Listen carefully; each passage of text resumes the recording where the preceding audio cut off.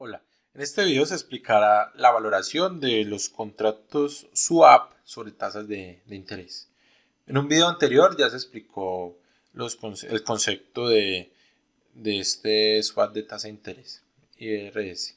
Entonces, el procedimiento para la valoración de estos contratos, tenemos lo siguiente.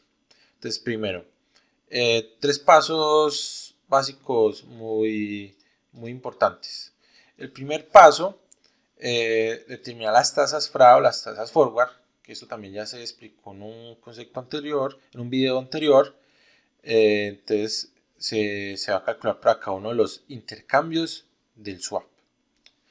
¿Qué se hace con estas tasas forward? Se va a estimar los flujos de caja de la pata variable. Entonces, de la parte variable, la tasa variable del swap, como no se conoce cuáles son esas tasas variables flotantes que siempre van a cambiar a través del tiempo, entonces vamos a suponer que esas tasas variables van a ser iguales a las tasas FRA. Entonces, un pronóstico de que las tasas variables son las tasas forward. Y con eso se calcula el flujo de caja variable. Después, cada uno de los flujos de caja, tanto el fijo como el variable, hay que descontarlos, pero siempre se descuentan a la tasa libre de riesgo vigente para cada intercambio.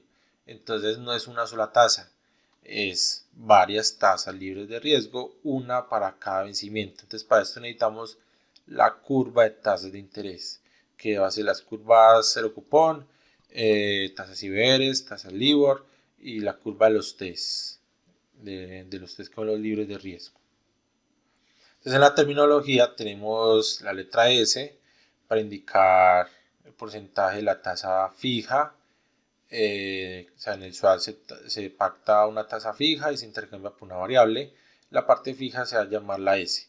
Después vamos a ver una fórmula para determinar cuál debería ser esta tasa fija. Pero recuerda que como son contratos OTC que son bilaterales, realmente son pactados entre las partes. N mayúscula va a ser el nocional o el nominal sobre el cual se hacen los intercambios de flujo de caja.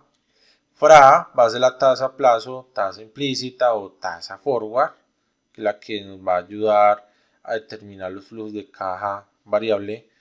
T mayúscula el vencimiento del swap y cada uno de sus vencimientos con T minúscula. Entonces tenemos R sub T minúscula, que es la tasa libre de riesgo vigente para el periodo T. Entonces vamos a tener varios periodos de T1, T2, T3 hasta el T mayúscula, que es el vencimiento, y cada uno de estos T minúsculos son los intercambios. F de T, un concepto que se vio en el video de tasas de interés, en el repaso de matemáticas financieras, los conceptos básicos. FD es el factor de descuento. El factor de descuento tenemos la tasa libre de riesgo, que es la tasa de descuento. Entonces el factor de descuento nos va a ayudar para simplificar algunas fórmulas que vamos a ver más adelante. Y por último, el delta T sería el intervalo de tiempo entre los intercambios del swap, y expresado generalmente en días. Entonces, si son semestres, delta T siempre va a ser 180, si son trimestres, 90, si es un año, 360 o 365, pero en este caso siempre utilizamos 360. Entonces, gráficamente, ¿qué es? El swap está estructurado de esta forma: varios intercambios con mismos, es constante, esta distancia siempre es constante, y tenemos un último intercambio. Entonces lo que tenemos que hacer es, paso 1, de determinar los flujos de caja. La parte fija es muy fácil, pues la parte variable es la que es un poco más complicada, porque no sabemos cuáles son las tasas variables. Necesitamos para este flujo de caja la tasa variable que sale de aquí hasta acá, y de aquí la que sale de aquí hasta acá. Hay que llegar hasta este día para conocer esta tasa, y hay que llegar a este día para conocer esta tasa, y aquí la última. Pero entonces, como estamos haciendo todo en el momento cero, que tenemos es una estructura de tasas de interés, hay una tasa libre de riesgo que va hasta acá, que es R1, otra que va hasta acá, que es R2, y así hasta RT. ¿Qué podemos hacer? Entonces, sobre estas tasas libres de riesgo es que se van a calcular las tasas forward, las tasas FRA.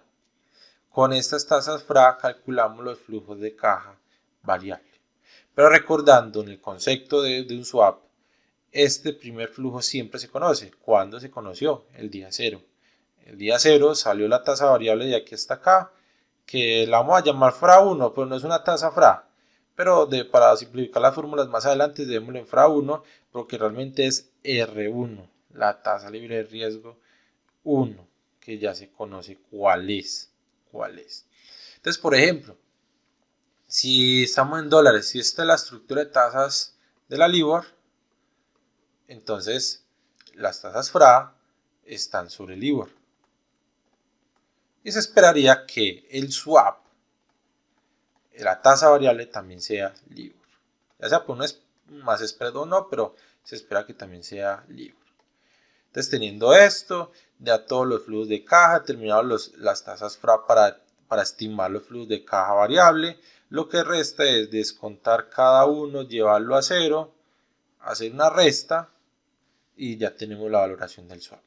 ¿Cómo es la valoración? Estos son flujos de caja, es como un valor presente, flujos de caja, tasa de descuento que son libres de riesgo, de flujo de caja variable, flujo de caja fijo, flujo de caja variable, y tenemos ya la valoración, pero hay que juntar estos dos.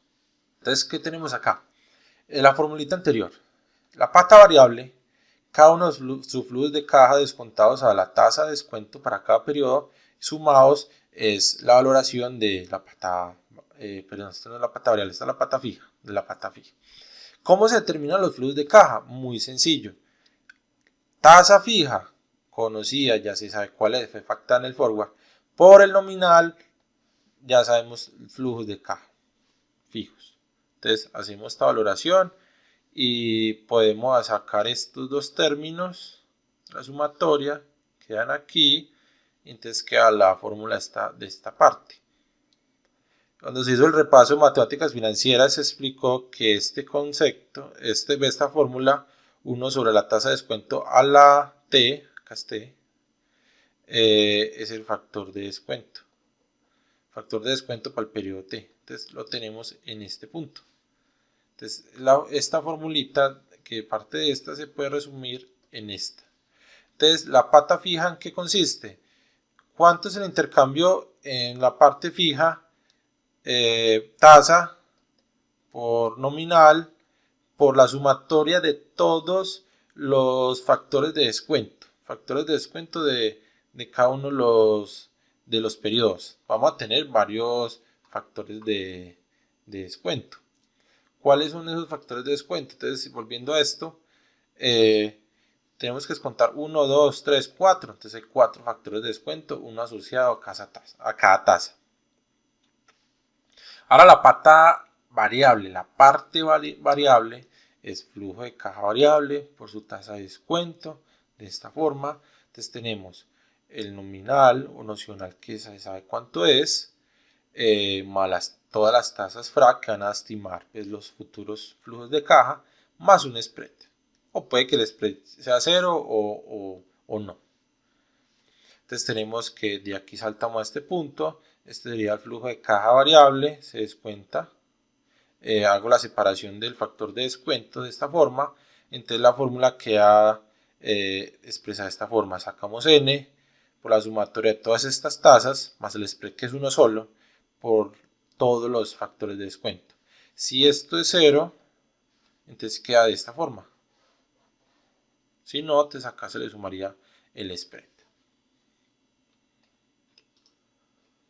Entonces ya para finalizar, después de estimar el flujo de caja fijo, el flujo de caja variable a partir de las tasas FRA, se hace una resta, pero la resta depende de cómo se hizo el swap, desde que si es de la empresa A o de la empresa B.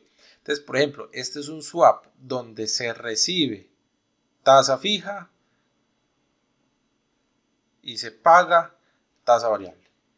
Entonces, esta sería la valoración para la empresa que se comprometió en pagar tasa fija y va a recibir tasa variable. Lo contrario sería, esta es la empresa que se comprometió a recibir tasa variable y paga tasa fija. Bueno, entonces, recordando este concepto de tasas FRA o tasas forward, tenemos que parados en este punto tenemos la estructura de tasas de interés para cada uno de los periodos. Entonces, ¿cuáles serían las tasas implícitas? Vamos a suponer que esta tasa implícita, aunque no es implícita, es R1. Entonces necesitamos conocer la tasa implícita de aquí hasta acá y de aquí hasta acá, que es FRA2 y FRA3, que hemos visto si con tasas efectivas se hacía de esta forma, con tasas compuestas continuas de esta otra forma y con tasas nominales simples, que como lo vamos a hacer en estas diapositivas, de esta otra forma. ¿De dónde es que salieron las tasas forward? Salió el concepto por ejemplo, si yo quiero llegar a este punto, tengo dos vías. Una, utilizar esta tasa directa. O dos, utilizar esta tasa hasta un periodo intermedio y reinvertirlo a una FRA. Y llegamos al mismo punto.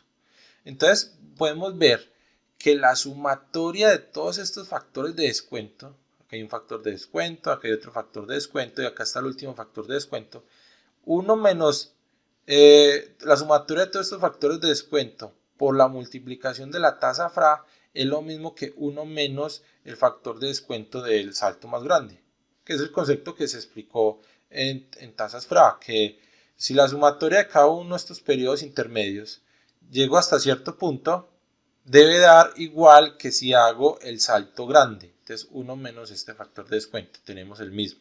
Entonces acá tenemos factor de descuento del 1, del 2 y el final, que sería KT. Y si son tasas efectivas, si son tasas nominales simples, pues se agrega esta parte y lo demás ya es igual. Entonces esta parte es muy importante saberla, que esto se puede resumir en esto, o que esto se puede resumir en esto. Entonces tenemos lo siguiente, ya se vio, ya se explicó, la parte fija se valora de esta forma, tasa por nominal por la sumatoria de todos los factores de descuento. La parte variable ya se explicó que es nominal, sumatoria de todas las tasas FRA por la sumatoria de cada uno de los factores de descuento. Como se explicó en la diapositiva anterior, que esto es igual a esto, entonces tenemos que de aquí podemos saltar acá.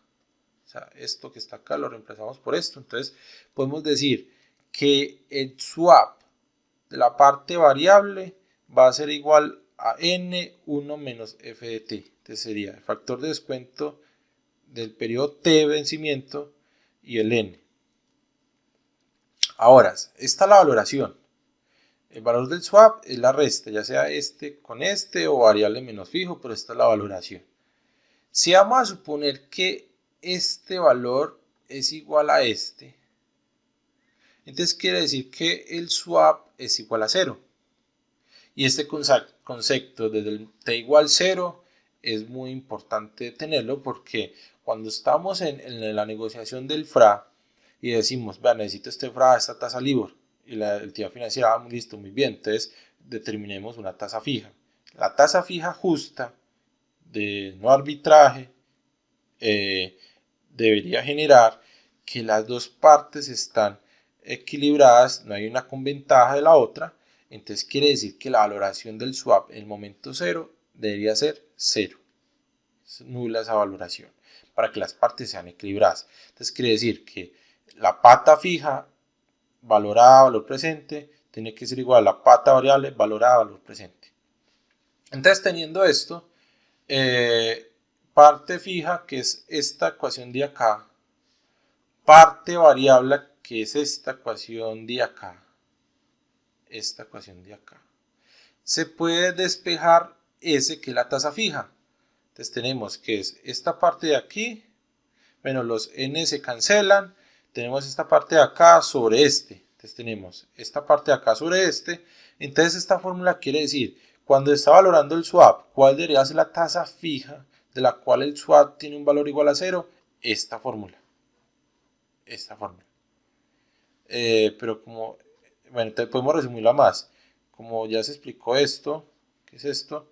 Entonces esta parte de arriba se puede reemplazar y entonces puede ser esta. Entonces hay que tener cuidado con esta fórmula. Solamente se puede aplicar esta fórmula cuando los flujos de caja de la pata variable se calculan sobre las tasas actuales, sobre las actuales tasas, no sobre tasas anteriores. Me explico. Estamos en el momento cero, vamos a valorar el swap, acá es el día de la negociación, acá se aplica esta. Pero si por ejemplo estamos en un periodo intermedio, que también se podría hacer una valoración, por ejemplo acá fue un flujo de caja y acá viene el otro, en este punto no aplica esta fórmula, porque esta fórmula viene el concepto de que estamos utilizando todas las tasas conocidas para determinar las posibles tasas FRA y que en este momento se conoció el próximo flujo de caja. Entonces cuando estamos en un flujo, en un tiempo intermedio, acá la tasa del próximo intercambio de la parte variable se conoció aquí, no acá. Entonces toda la estructura de tasa de interés a partir de aquí en adelante no me va a servir para determinar el primer flujo, entonces esta no aplicaría. Pero cuando estamos aquí en el momento cero de la negociación o justos parados aquí en un intercambio, sí aplica esta fórmula. De lo contrario, pues a la fija aplicaremos esta. Entonces esta sí me sirve para cualquier punto intermedio, para este punto, para el momento cero, porque la FRA 1 ya habíamos dicho que es la tasa que se utiliza acá. O sea, realmente no es una FRA, pero para simplificar esta fórmula se utilizaría esa R1. Bueno, entonces volviendo a este tema de este montón de fórmulas. Tasa fija que ya se explicó, tasa variable que ya se explicó, está la valoración. Si la valoración es igual a 0, tenemos esta fórmula. Pero entonces, ¿cuál es la diferencia de esta de la anterior? Es que aquí hay un spread. En la anterior no había spread, entonces, ¿cómo cambian las fórmulas? Pues suman el spread acá. Entonces llegamos a este punto. Esta ya se explicó, que ya dice la advertencia de cuándo utilizar. Entonces, cuando hay un spread, pues súmelo acá. Es que el concepto decía, esto que está acá es cuando se intercambia fijo por variable y la parte variable tiene que ser igual a la fija, entonces utilice este. Pero es que la parte variable se le suma un spread. Bueno, entonces súmeselo también acá. Entonces tenemos también parte variable ya se había explicado, juntando pues estas ecuaciones de acá, teniendo que S se despeja en este punto, vuelvo acá, en este punto, entonces tenemos que esta fórmula, juntando también con esta de acá, o sea, S es la que se pone acá, sacamos N, y esta sumatoria, entonces queda de esta forma, entonces queda este N que viene de acá, esta parte que está acá adentro, que es de este S, pero que realmente es de este completo, y falta la sumatoria de este que va acá. Y podemos multiplicar aquí, cancelar este con este y nos queda de esta forma acá. Recuerda que es muy bueno utilizar esta, pero con la advertencia de estar en el día cero, en un intercambio exactamente, pero no en periodos intermedios. Entonces hasta acá está la primera parte de las fórmulas de valoración de los swap sobre tasas de interés. Ya solo falta explicar otro método que da exactamente el mismo valor, pero que es muy utilizado y muy explicado. O sea, estas fórmulas que yo presento acá no son muy utilizadas, son complejo, es difícil pues, de determinarlas, pero son cortas. El siguiente método es la valoración en términos de bonos, que es una valoración ya más larga, más extensa, pero que es la muy utilizada y la más fácil de entender.